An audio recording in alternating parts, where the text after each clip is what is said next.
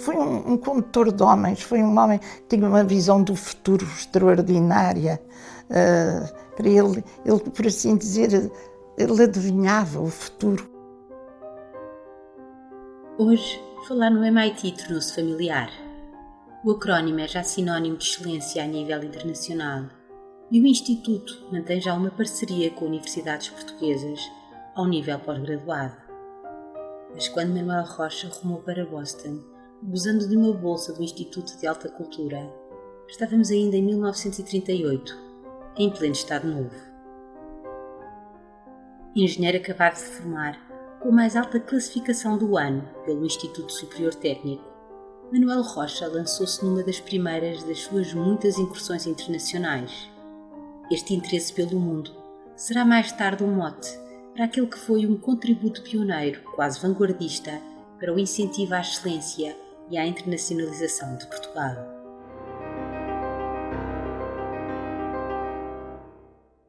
Portugal vivia para dentro e ele era uma das pessoas que empurrava o país para fora, no sentido de também colher os benefícios dessa mesma internacionalização.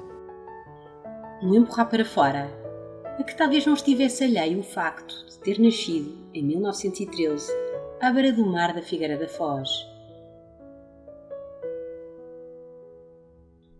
A vastidão do oceano que lhe acompanhou os dias da infância provavelmente deixou-lhe esse ímpeto permanente de se lançar ao mundo, de ir mais longe. Mas cedo deixou Manuel Rocha a sua cidade natal. Em Castelo Branco, aprendeu a ler e a contar e mais tarde chegou a Lisboa para ingressar no Colégio Militar. Os estudos universitários continuaram na capital, no Instituto Superior Técnico.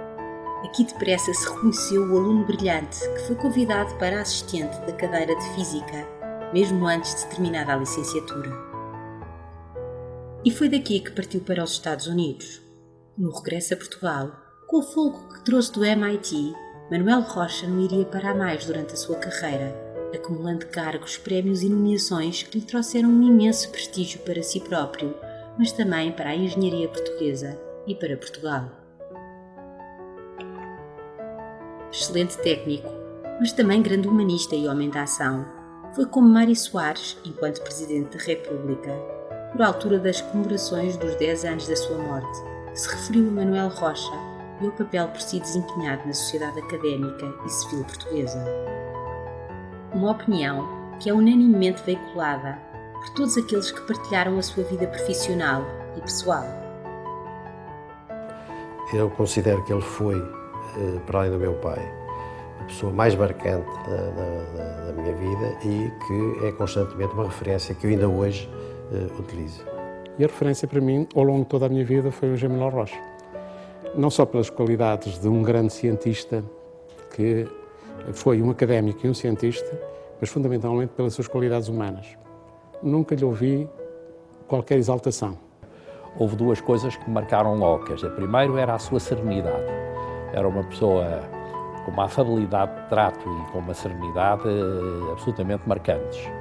E segundo, é porque apercebíamos da firmeza das suas convicções. Manuel Rocha gostava do confronto de ideias. Gostava que lhe pusessem alternativas, que lhe dessem sugestões. Gostava de as discutir intensamente e demoradamente. Eram discussões, enfim, soft discussões, eram trocas de impressões extremamente interessantes, muitas vezes demoradas, mas sempre enriquecedoras.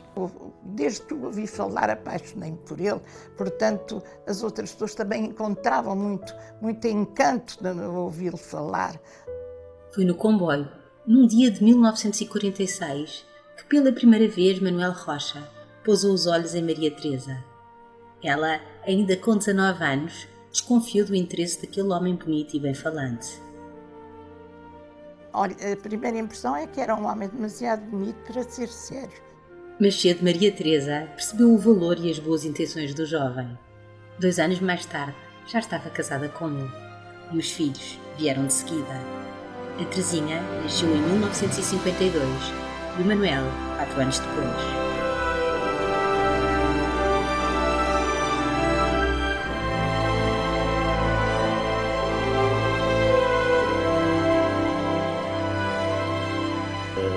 ele fazia com a doutora Maria Teresa Rocha um par extremamente singular, sendo ele uma pessoa extremamente ativa, interveniente, etc. Quando estava em ambientes sociais, o casal estava, ele, com a sua gentileza habitual, dava ao palco à doutora Maria Teresa Rocha, e ela falava muito mais do que ele, e ele sorria, estando a apreciar aquilo que ela própria dizia, e como nós também sorríamos. Uma referência a nível humano, um marco a nível técnico.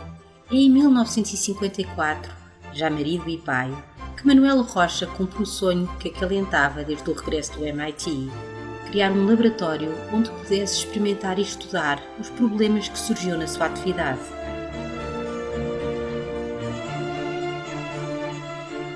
É assim que nasce aquele que se tornará o ex-libris da sua carreira, o Laboratório Nacional de Engenharia Civil.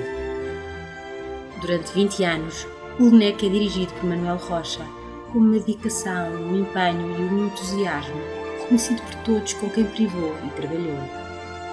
À sua entrega, visão e iniciativa, o LNEC deve grande parte do prestígio atingido e mantido até aos nossos dias. Para além de pioneiro, porque foi um dos pioneiros do Laboratório Nacional de Engenharia Civil, quando ele foi criado, ele foi, e volto a repetir, a alma mater. Foi ele que definiu a natureza do laboratório. Se nós olharmos para o que é o laboratório, ainda hoje vemos uma marca indelével do Manuel Rocha em toda aquela estrutura, em toda a forma de pensar, em toda a forma de formação contínua dos seus quadros, por forma a garantir que eles estejam na ponta do conhecimento nas áreas onde eles tenham que intervir. Apercebi-me, tornou-se claro que o prestígio e a solidez do LNEC se deviam, em grande parte, à forma como o engenheiro Manuel Rocha formou, consolidou e incutiu nos seus colaboradores os valores científicos e éticos que são a panágio da ação do LNEC desde a sua criação. Todos os funcionários do Estado ganhavam muito pouco. E ele, para atrair o pessoal que exigia que fosse do melhor, ele não entrava qualquer engenheiro, tinha de ter mais classificado, era convidado para entrar. Então, para atrair, ele o que é que fez? Fez as obras sociais lá em cima, que até tem um edifício próprio, onde tinha médicos de clínica geral, dentista, pediatra, e de todos, estes eram os principais, mas depois haviam os médicos que colaboravam com o laboratório, não é? A creche, porque havia muita mulher a trabalhar no laboratório, inclusivamente muitas engenheiras.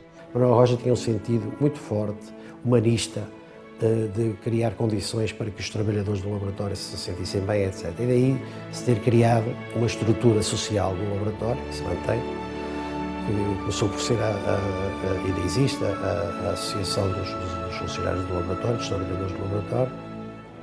Depois criou-se um órgão que ainda se mantém, que são os serviços sociais do laboratório, em que ele se dedicou também muito e conseguiu implantar e conseguiu fazer crescer. E o laboratório, sob a sua orientação, ao longo de 2 décadas, entre 1954 e 1974, teve de facto um desenvolvimento extraordinário e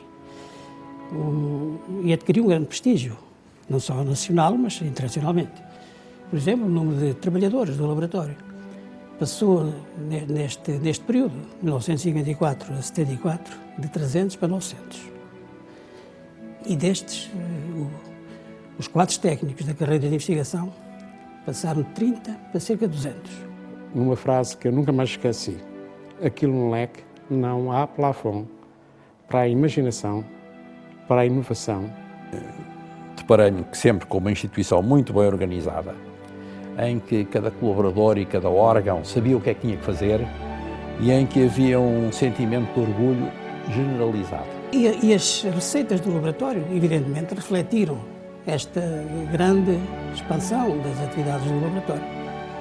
Neste período, entre o início e o final, multiplicaram por 20. E com uma particularidade é que grande parte mais de 50% desta receita constituiu receita própria do laboratório. Portanto, a contribuição do Estado foi inferior a 50% neste período. Receita própria obtida através de trabalhos realizados pelo laboratório para entidades portuguesas e muitas entidades estrangeiras também.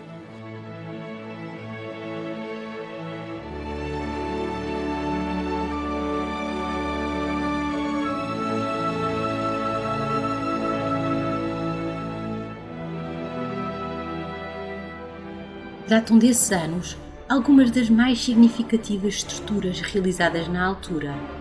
A qualidade do trabalho desenvolvido pelo LNEC originou numerosas solicitações por parte de entidades nacionais e estrangeiras de importantes estudos relativos a obras de grande vulto. Entre estes destacam-se os trabalhos de engenharia, ensaios e observações de pontes, muito especialmente na de 25 de Abril.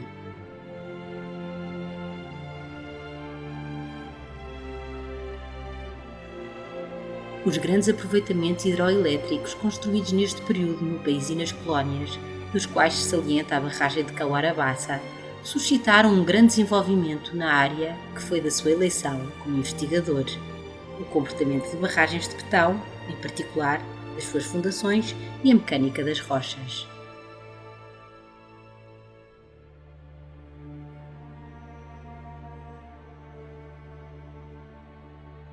Nestes domínios, publicou em revistas científicas e em congressos inúmeros artigos que são, ainda hoje, referência para quem se dedica a estes temas. Tive a honra de difundir pelo Brasil a amostragem integral, popularmente conhecida como churrasco de rocha ou churrasco do Rocha, método por ele concebido para amostragem e mapeamento das fissuras dos maciços rochosos de fundamental importância para os estudos geológicos geotécnicos das fundações e ombreiras das barragens. Durante quase 10 anos, Manuel Rocha manteve a seu cargo cadeira de resistência de materiais no Instituto Superior Técnico, onde deu início ao ensaio experimental desta disciplina. Mas o papel de Manuel Rocha foi muito além das suas competências pedagógicas. Mais uma vez deu asas ao seu ímpeto criativo e aglutinador, criando e apoiando um sem número de associações.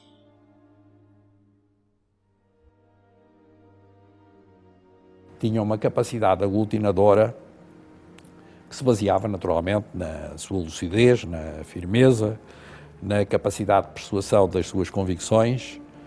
Isto para mim é talvez o traço mais importante e mais marcante da genialidade do engenheiro Manuel Rocha, porque isto contrastava muitíssimo com uma mentalidade, quer dizer, muitas vezes muito mesquinha, muito invejosa, infelizmente muito característica entre nós. É excepcional, digamos, a sua atividade e a sua ligação a numerosas associações ou sociedades internacionais. Eu referiria algumas, a tal, por essa ordem, um pouco por essa ordem, a Sociedade Internacional de Mecânica dos Solos, na altura, e Engenharia de Fundações, hoje o nome já não é esse. Essa foi, foi talvez a primeira mais notável intervenção internacional.